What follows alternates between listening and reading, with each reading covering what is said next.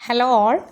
MT4 C04 mathematics 4 Calicut യൂണിവേഴ്സിറ്റിയിലെ complimentary maths. ഈ ഒരു പേപ്പർ നമുക്കിപ്പോൾ എല്ലാവർക്കും ഫോർത്ത് സെം നടന്നുകൊണ്ടിരിക്കുകയാണ്. ജൂണിലാണ് നമുക്ക് എക്സാം വരുന്നത്. ടൈം ടേബിൾ വന്നിട്ടില്ല. ജൂൺ 11 ഓൺവേർഡ്സ് എക്സാം ഉണ്ടാവും എന്നറിയാം. അപ്പോൾ നമുക്ക് സെമ്മ് തുടങ്ങിയിട്ട് കുറച്ചായി. ഞാൻ കുറച്ച് തിരക്കിലായതുകൊണ്ടാണ് ഇത്രയും ലേറ്റ് ആയത് വീഡിയോ ഇടാൻ. പക്ഷേ നിങ്ങൾ ഈ ഒരു ടൈം ആകുമ്പോഴാണ് നിങ്ങൾ പഠിക്കുക. എക്സാം അടുക്കും തോറുമാണ് നിങ്ങൾ പഠിക്കുക. അതുകൊണ്ട് തന്നെ നിങ്ങൾക്ക് വീഡിയോ യൂസ്ഫുൾ ആവുമെന്ന് കരുതുന്നു. ചാപ്റ്റർ വൈസ് വീഡിയോസ് ഞാൻ ഇതിന് ശേഷം ഇട്ട് തുടങ്ങാം.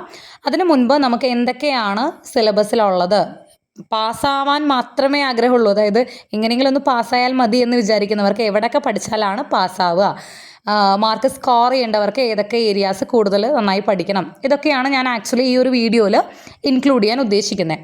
ഓക്കെ, അപ്പോൾ നിങ്ങളുടെ പലരുടെയും കയ്യിൽ ടെക്സ്റ്റ് ഉണ്ടായിരിക്കും. നമ്മൾ ഓൾമോസ്റ്റ് കാലിക്കറ്റ് യൂണിവേഴ്സിറ്റിയിലെ എല്ലാവരും ഫോളോ ചെയ്യുന്ന ഒരു ടെക്സ്റ്റ് ജനാർദ്ദനൻ പിള്ള സാറിൻ്റെയും വിജയലക്ഷ്മി ടീച്ചറുടെയും ഒരു ഗൈഡാണ്.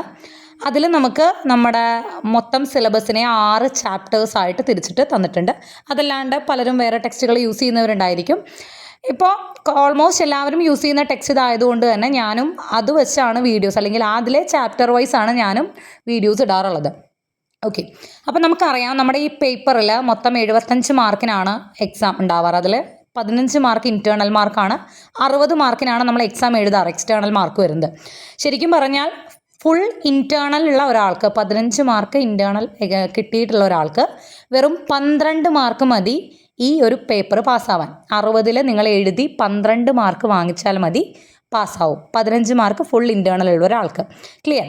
അപ്പോൾ പാസ്സാവാൻ അത്ര ബുദ്ധിമുട്ടൊന്നുമില്ല. പ്രത്യേകിച്ച് ഈ ഒരു പേപ്പറിൽ മാത്തമാറ്റിക്സ് 4 എന്ന് പറയുന്ന പേപ്പറിൽ പാസ്സാവാൻ ഒരു ബുദ്ധിമുട്ടുമില്ല. അത് ഞാൻ എടുത്ത് പറയാൻ കാരണം നമുക്കറിയാം നമ്മുടെ ഒരു ക്വസ്റ്റ്യൻ പേപ്പറിൻ്റെ പാറ്റേൺ അറിയാം. നമുക്ക് 3 മാർക്കിൻ്റെ കുറച്ച് ക്വസ്റ്റ്യൻസ്, ദെൻ 5 മാർക്കിൻ്റെ ക്വസ്റ്റ്യൻസ്, ദെൻ ഫൈനലി 10 മാർക്കിൻ്റെ 2 ക്വസ്റ്റ്യൻസ്. അതിൽ ഒന്ന് ഓപ്ഷനിലാണ്. 10 മാർക്കിൻ്റെ ഒരു എസ്സേ നമ്മൾ കംപ്ലീറ്റ് ആയിട്ട് എഴുതിയാൽ തന്നെ 10 മാർക്ക് നമ്മുടെ കയ്യിൽ കിട്ടി. പിന്നെ ഒരു 2 മാർക്ക് ഏതെങ്കിലും ഒരു ക്വസ്റ്റ്യൻ്റെ സൈഡിൽ നിന്ന് കിട്ടിക്കഴിഞ്ഞാൽ പാസ്സാവാനുള്ളതായി. സോ ആ 10 മാർക്കിനുള്ള എസ്സേ എന്ന് പറയുന്നത് ഏത് ടോപ്പിക്കിൽ നിന്നാണെന്നുള്ളത് കൃത്യമായിട്ട് നമുക്ക് ഈ സെമ്മിൽ അല്ലെങ്കിൽ ഈ ഒരു പേപ്പറിൽ പറയാൻ പറ്റും. ഓക്കെ, ആദ്യം നമുക്ക് നമ്മുടെ സിലബസ് ഒന്ന് നോക്കാം. ശരിക്കും പറഞ്ഞാൽ നമ്മുടെ മൊഡ്യൂൾ വൈസ് നമ്മുടെ സിലബസ് 4 മൊഡ്യൂളുകളായിട്ടാണ് തിരിച്ചിട്ടുള്ളത്. മൊഡ്യൂൾ 1, 2, 3, 4. ഓക്കെ, ഈ 4 മൊഡ്യൂൾസിനെ ഈ നമ്മൾ പ്രിസ്ക്രൈബ് ചെയ്യുന്ന അല്ലെങ്കിൽ നമ്മുടെ ഗൈഡായിട്ടുള്ള ജനാർദ്ദനൻ പിള്ള സാറിൻ്റെ ടെക്സ്റ്റിൽ 4 മൊഡ്യൂൾസിനെ 6 ചാപ്റ്റേഴ്സായിട്ട് തിരിച്ചിട്ടുണ്ട്. ഓക്കെ, അതിൽ ആദ്യത്തെ 2 ചാപ്റ്റേഴ്സ് ചേരുന്നതാണ് നമ്മുടെ first module. Then second module എന്ന് പറയുന്നത് തേർഡ് ചാപ്റ്റർ മൊത്തം നമ്മുടെ സെക്കൻഡ് മൊഡ്യൂളാണ്. അതുപോലെ 4th ചാപ്റ്റർ മൊത്തം നമ്മുടെ തേർഡ് മൊഡ്യൂളാണ്. ദെൻ 4th മൊഡ്യൂളാണ് നമ്മുടെ 5ാമത്തെയും 6ാമത്തെയും ചാപ്റ്റേഴ്സ്. ക്ലിയർ ആവുന്നുണ്ടോ? ആദ്യത്തെ 2 ചാപ്റ്റേഴ്സ് ഒരു മൊഡ്യൂള്, അവസാനത്തെ 2 ചാപ്റ്റേഴ്സും ഒരു മൊഡ്യൂള്, ഇടയിലുള്ള 2 ചാപ്റ്റേഴ്സ്, അങ്ങനെ തന്നെ എന്താണ് ഓരോ മൊഡ്യൂൾസാണ്. ക്ലിയർ? ഇതിൽ ഞാൻ പഠിപ്പിക്കുന്ന കോളേജിൽ അത് ഞാൻ സ്ട്രെസ് ചെയ്ത് തുടക്കം മുതലേ പറയുന്ന ഒരു കാര്യം, നിങ്ങളുടെ ഈ ഒരു സെമ്മിലെ പാസ്സാവാനുള്ള തുറുപ്പ് ചീട്ടെന്ന് പറയുന്നത് നമ്മുടെ ഫോർത്ത് മൊഡ്യൂളിലെ 5th ചാപ്റ്ററിലാണ് കിടക്കുന്നത്. അതായത് ഫോറിയർ സീരീസാണ് വർഷങ്ങളായിട്ട് നമ്മുടെ എസ്സേ ക്വസ്റ്റ്യൻ ചോദിക്കുന്നത്. തിരിച്ചും മറിച്ചൊക്കെ ചോദിക്കാം. ഏറ്റവും രസം എന്താണെന്ന് വെച്ച് കഴിഞ്ഞാൽ ഇത് എസ്സേ മാത്രമല്ല, എസ്സേയിൽ ചോദിച്ചാൽ തന്നെ ചിലപ്പോൾ ഇത് 5 മാർക്കിനും ചോദിക്കും, 3 മാർക്കിനും ചോദിക്കും. സോ കുട്ടികളോട് ഞാൻ പറയാറുണ്ട്, ഫോറിയർ മാത്രം പഠിച്ചു കഴിഞ്ഞാൽ നിങ്ങൾ പാസ്സാവും എന്നുള്ളത്. അപ്പോൾ ഇതിൽ ഏറ്റവും ഇമ്പോർട്ടൻ്റ്, ഈ ഒരു പേപ്പറിൽ ഏറ്റവും ഇമ്പോർട്ടൻ്റ് ആയിട്ടുള്ള കാര്യം എന്ന് പറയുന്നത് ഫോറിയർ സീരീസ് തന്നെയാണ്. ഇത് എസ്സേക്ക് വന്നാൽ ഇനി നിങ്ങൾക്കത് കംപ്ലീറ്റ് ചെയ്യാൻ ഫുൾ 10 മാർക്ക് കിട്ടാൻ പറ്റിയില്ലെങ്കിൽ കൂടിയും ഇതിൽ നിന്നൊരു 6 or 7 മാർക്ക് എന്തായാലും സ്കോർ ചെയ്യാൻ പറ്റും. നിങ്ങൾക്ക് ആ ഒരു മെത്തേഡ് കിട്ടിക്കഴിഞ്ഞാൽ. ഫോറിയർ സീരീസ് പറഞ്ഞാൽ എന്തോ വലിയ ഭയങ്കര ബുദ്ധിമുട്ടുള്ള ടോപ്പിക്കൊന്നുമല്ല, കുറച്ച് ലെങ്തിയാണ് അതിലെ പ്രോബ്ലംസ്, എങ്കിൽ കൂടിയും നിങ്ങൾക്കത് ചെയ്യാൻ പറ്റും. ഒരു 4-5 പ്രോബ്ലംസ് നിങ്ങൾ ചെയ്താൽ തന്നെ നിങ്ങൾക്കത് തറോ ആവും, എങ്ങനെയാണ് ചെയ്യേണ്ടത് എന്നുള്ള കൃത്യമായിട്ടുള്ള ഐഡിയ കിട്ടും. ഓക്കെ, അപ്പോൾ ഞാൻ പാസ്സാവാനുള്ളവരോട് പറയുന്നു, നിങ്ങൾ ആദ്യം പഠിക്കേണ്ടത് 5th ചാപ്റ്ററിലെ അല്ലെങ്കിൽ 4th മൊഡ്യൂളിലെ ഫോറിയർ സീരീസ് എന്ന് പറയുന്ന ആ ഒരു ഏരിയയാണ്. അതിലെ എല്ലാ പ്രോബ്ലംസും പറ്റുവെച്ചാൽ ചെയ്ത് നോക്കുക. ക്ലിയർ? ഓൾമോസ്റ്റ് എല്ലാ പ്രോബ്ലംസും ഞാൻ വീഡിയോയിൽ ഇൻക്ലൂഡ് ചെയ്യുന്ന ഉദ്ദേശിക്കുന്നുണ്ട്. പിന്നെ അതിലെ എക്സസൈസ് പ്രോബ്ലംസ് ഒക്കെ ചെയ്യാൻ ഉദ്ദേശിക്കുന്നുണ്ട്. ഇതാണ് ഏറ്റവും ഇമ്പോർട്ടൻ്റ് ആയിട്ടുള്ള ഒരു ഏരിയ. പിന്നെ ഇതിലെ ഏറ്റവും ഇമ്പോർട്ടൻ്റ് ഒരു ഏരിയ എന്ന് പറയുന്നത് നമ്മുടെ മൊഡ്യൂൾ 3-ലെ ലാപ്ലേസ് ട്രാൻസ്ഫോംസ്. ബാക്കിയൊന്നും ഇമ്പോർട്ടൻ്റ് അല്ല എന്നല്ല ഞാൻ പറയുന്നത്, നിങ്ങൾക്ക് പഠിക്കാൻ എളുപ്പമുള്ളതും മാർക്ക് സ്കോർ ചെയ്യാൻ എളുപ്പമുള്ള ഏരിയാസാണ് പറയണത്. അപ്പോൾ മൊഡ്യൂൾ 3 അഥവാ 4ാമത്തെ ചാപ്റ്ററായ ലാപ്ലേസ് ട്രാൻസ്ഫോംസ്. ലാപ്ലേസ് ട്രാൻസ്ഫോമിൽ അതിൽ തന്നെ ലാപ്ലേസ്, ഇൻവേഴ്സ് ലാപ്ലേസ് എന്നൊക്കെ പറഞ്ഞാൽ ഈ ഇൻവേഴ്സ് ലാപ്ലേസ് ഒക്കെ വളരെ ഇമ്പോർട്ടൻ്റ് ആണ്.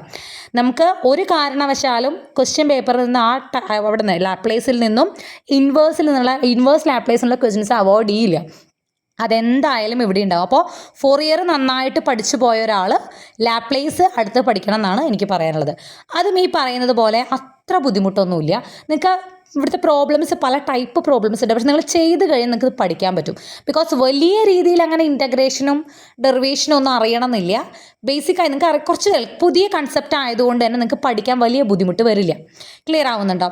പിന്നെ ഈ അവസാനത്തെ PDE പാർഷ്യൽ ഡിഫറൻഷ്യൽ ഇക്വേഷൻസ് എന്ന് പറയുന്ന മൊഡ്യൂൾ 4 അല്ലെങ്കിൽ നമ്മുടെ ലാസ്റ്റ് ചാപ്റ്ററിൽ അതിൽ കുറച്ച് കാര്യങ്ങളേ ഉള്ളൂ. അതും ഒന്ന് ജസ്റ്റ് നോക്കി വയ്ക്കാം, വലിയ ബുദ്ധിമുട്ടില്ലാത്ത കാര്യങ്ങളാണ്. ദെൻ പ്രധാനമായിട്ട് എനിക്ക് പറയാനുള്ളത് ഈ ഫസ്റ്റ് 3 ചാപ്റ്റേഴ്സ്, അതായത് introduction to differential equations, first order differential equation, higher order differential equations, എല്ലാം എന്താണ് ഡിഫറൻഷ്യൽ ഇക്വേഷൻസുമായി ബന്ധപ്പെട്ടതാണ്. ഈ 3 ചാപ്റ്റേഴ്സും നിങ്ങൾക്ക് അല്ലെങ്കിൽ ഈ 3 ചാപ്റ്റേഴ്സിൽ നിന്നുമുള്ള ക്വസ്റ്റ്യൻസ് കണ്ടാൽ നിങ്ങൾക്ക് ഒരേപോലെ തോന്നും. ഓക്കെ, അതായത് ഇവർ 3 പേരും വളരെ കണക്റ്റഡും ആണ്. ഏകദേശം ക്വസ്റ്റ്യൻസ് ചോദിക്കുന്നതെല്ലാം ഒരേ പാറ്റേൺ ആയിരിക്കും. ബാക്കിയുള്ള 3 ചാപ്റ്റേഴ്സ് കുറച്ച് ഡിഫറെൻ്റ് ആയിട്ട്, അതായത് ലാപ്ലേസിലെ ക്വസ്റ്റ്യൻസ് എന്ന് പറഞ്ഞാൽ നിങ്ങൾക്കത് വേറെ ഏതെങ്കിലും ചാപ്റ്ററിലാണോ എന്ന് ഡൗട്ടൊന്നും തോന്നില്ല. അത് ലാപ്ലേസ് എന്ന് കണ്ടാൽ തന്നെ മനസ്സിലാവും. പിന്നെ ഞാൻ ഈ പറഞ്ഞ orthogonal functions and Fourier, orthogonal functions ഒരു ചെറിയ ഏരിയയാണ്, ഫൊറിയറിൻ്റെ കൂടെയുള്ളതാണ്. അതും ഡിഫറെൻ്റ് ആയ ഒരു ഏരിയയാണ്. PDE പാർഷ്യൽ ഡിഫറൻഷ്യൽ ഇക്വേഷൻ എന്ന് പറയുന്നതും വേറെ ഏരിയയാണ്. അതായത് അവസാനത്തെ 3 ചാപ്റ്റേഴ്സും ഒരു ഡിഫറെൻറ്റ് കാറ്റഗറി. ആ 3 ചാപ്റ്റേഴ്സും പരസ്പരം ഡിഫറെൻ്റ് ആയിട്ടുള്ള കാര്യങ്ങളാണ്. പക്ഷേ ആദ്യത്തെ 3 ചാപ്റ്റേഴ്സ് അങ്ങനെയല്ല, ഏകദേശം ഒരുപോലെയാണ്. അപ്പോൾ ഈ 3 ചാപ്റ്റേഴ്സിൽ നിന്നും കോമൺ ആയി വരുന്ന ഒരു ക്വസ്റ്റ്യൻ സോൾവ് ഡിഫറൻഷ്യൽ ഇക്വേഷൻ എന്നുള്ളതാണ്. സോൾവ് എ ഡിഫറൻഷ്യൽ ഇക്വേഷൻ എന്ന് പറഞ്ഞിട്ട് നമുക്കൊരു ഡിഫറൻഷ്യൽ ഇക്വേഷൻ തരും. അത് ചിലപ്പോൾ ഈ ചാപ്റ്ററിലായിരിക്കും നമ്മളത് സോൾവ് ചെയ്യാൻ പഠിക്കുന്നത്, ചിലപ്പോൾ ഈ ചാപ്റ്ററിലായിരിക്കും നമ്മളത് സോൾവ് ചെയ്യാൻ പഠിക്കുന്നത്, ചിലപ്പോൾ അത് ഇതുമായി ബന്ധപ്പെട്ടതായിരിക്കും. Whatever it is, question ഇവിടെ നിന്നും കോമൺ ആയിട്ട് വരുന്നത് സോൾവ് ഡിഫറൻഷ്യൽ ഇക്വേഷൻ എന്ന് പറഞ്ഞിട്ട് ഒരു ഡിഫറൻഷ്യൽ ഇക്വേഷൻ അങ്ങോട്ട് തരും. അങ്ങനെ കുറേ ഡിഫറൻഷ്യൽ ഇക്വേഷൻ തരും. അപ്പോൾ ആ പെർട്ടിക്കുലർ ഡിഫറൻഷ്യൽ ഇക്വേഷൻ എങ്ങനെയുള്ളതാണോ അത് ഈ ഒരു ഫസ്റ്റ് ഓർഡർ ഡിഫറൻഷ്യൽ ഇക്വേഷൻ ആണെങ്കിൽ ഇവിടെ നമ്മൾ 3-4 മെത്തേഡ് പഠിക്കുന്നുണ്ട്. ആ മെത്തേഡിൽ ഏതെങ്കിലും ഒന്ന് ഉപയോഗിച്ചായിരിക്കും അത് ചെയ്യേണ്ടി വരിക. ഹയർ ഓർഡർ ഡിഫറൻഷ്യൽ ഇക്വേഷൻ, എന്താണ് ഡിഫറൻഷ്യൽ ഇക്വേഷൻ എന്നൊക്കെ നമ്മുടെ ചാപ്റ്റർ തുടങ്ങുമ്പോൾ ഞാൻ പറഞ്ഞുതരാം. ഹയർ ഓർഡർ ഡിഫറൻഷ്യൽ ഇക്വേഷൻ ആണെങ്കിൽ അതിൽ ഇവിടെ പഠിക്കുന്ന ചില മെത്തേഡ്സ് ഉപയോഗിച്ച് വേണം ചെയ്യാൻ. പിന്നെ ചില ഡിഫറൻഷ്യൽ ഇക്വേഷൻ്റെ സോൾവിങ് നമുക്ക് ഇവിടെ ഈ ഒരു ഇൻട്രൊഡക്ഷനിൽ തന്നെ നമ്മൾ ചില ടൈപ്പ് പഠിക്കുന്നുണ്ട്. സോ ഈ 3 ചാപ്റ്റേഴ്സിൽ നിന്നും എപ്പോഴും ചോദിക്കുന്ന ചോദ്യം സോൾവ് ഡിഫറൻഷ്യൽ ഇക്വേഷൻ ആണ്. ഇത് 3ഉം വലിയ കുഴപ്പമൊന്നുമില്ല, പക്ഷെ നിങ്ങൾക്ക് കൺഫ്യൂസിങ് ആയിരിക്കാം, കുറച്ച് ചിലപ്പോൾ ബുദ്ധിമുട്ട് തോന്നാം. അത്ര കുഴപ്പമില്ല എങ്കിൽ കൂടിയും ഞാൻ കൂടുതൽ സ്ട്രെസ് ചെയ്യാൻ പറയുന്നത് ഈ 3 ചാപ്റ്റേഴ്സിലാണ്. കാരണം ഇതെല്ലാം ഡിഫറെൻ്റ് ആണ്. നിങ്ങൾക്ക് ഇവിടെ ഒരെണ്ണം പഠിച്ചു കഴിഞ്ഞാൽ ഇത് ഇങ്ങനെ ചെയ്യണോ എന്നൊക്കെ ഡൗട്ട് തോന്നും. പക്ഷേ ഇവിടെ ആ ഒരു പ്രശ്നമില്ല. കാരണം ഇവിടെ നമ്മൾ പഠിക്കുന്ന ഒരു സംഭവം എന്ന് പറയുന്നത് വേറെ, ലാപ്ലേസ് എന്ന് പറഞ്ഞാൽ വേറെ ഏരിയ, ഫോറിയർ എന്ന് പറയുമ്പോൾ അത് വേറെ ഒരു ഏരിയ, PDE വേറൊരു ഏരിയ. സോ കൺഫ്യൂഷൻസ് ഒഴിവാക്കാൻ അവസാനത്തെ 3 ചാപ്റ്റേഴ്സ് പാസ് ആവണം എന്നുള്ളവർക്ക് അത് 3ഉം കോൺസെൻട്രേറ്റ് ചെയ്യാം കൂടുതൽ എന്നാണ് ഞാൻ പറയുന്നത്. അല്ലെങ്കിലും നിങ്ങൾ എപ്പോഴും ആദ്യം ഇത് ഏതെങ്കിലും പഠിക്കാൻ എടുത്താൽ മതി. ഇത് 3ഉം ഒരുമിച്ച് പഠിക്കാം. ഇതിൽ ഇൻട്രൊഡക്ഷൻ ടു ഡിഫറൻഷ്യൽ ഇക്വേഷൻ ഒരു ചെറിയ ചാപ്റ്ററാണ്.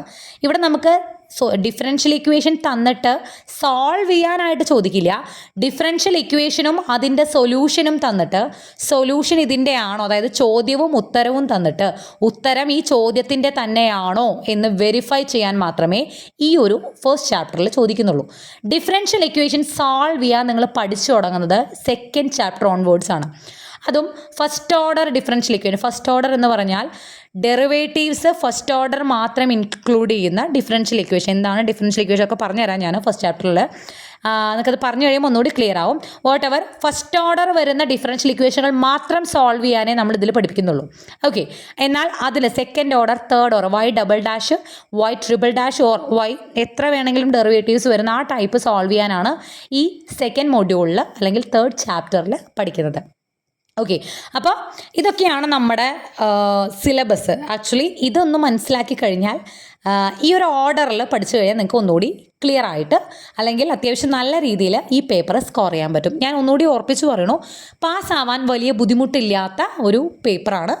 ഒന്ന് മനസ്സിരുത്തി പഠിച്ചു കഴിഞ്ഞാൽ, ഇപ്പം ഞാൻ ഇനി ഇടാൻ ഉദ്ദേശിക്കുന്നത് ചാപ്റ്റർ വൈസ് എന്ന് മാത്രമല്ല, ചില ചാപ്റ്ററുകൾ ഒരുപാട് ലെങ്തിയാണ്, പ്രത്യേകിച്ച് സെക്കൻഡ് മൊഡ്യൂളും തേർഡ് മൊഡ്യൂളൊക്കെ വളരെ ലെങ്തിയാണ് നമ്മുടെ ചാപ്റ്റേഴ്സ്. സോ മേ ബി ഞാൻ പാർട്ടായിട്ട് ഓരോ ടോപ്പിക്സ് സ്പെസിഫൈ ചെയ്തിട്ട് അതിന് സെപ്പറേറ്റ് വീഡിയോസ് ആയിട്ടാണ് ഇടുന്നുണ്ടാവുക. എന്തായാലും നിങ്ങൾക്ക് ഏപ്രിൽ മെയ്യോടുകൂടി കംപ്ലീറ്റ് സിലബസ് വീഡിയോസ് ഇടണമെന്ന് വിചാരിക്കുന്നുണ്ട്. കുറച്ച് ലാഗ് ഉണ്ടായിരിക്കും, ബിക്കോസ് കുറച്ച് ബിസിയാണ്.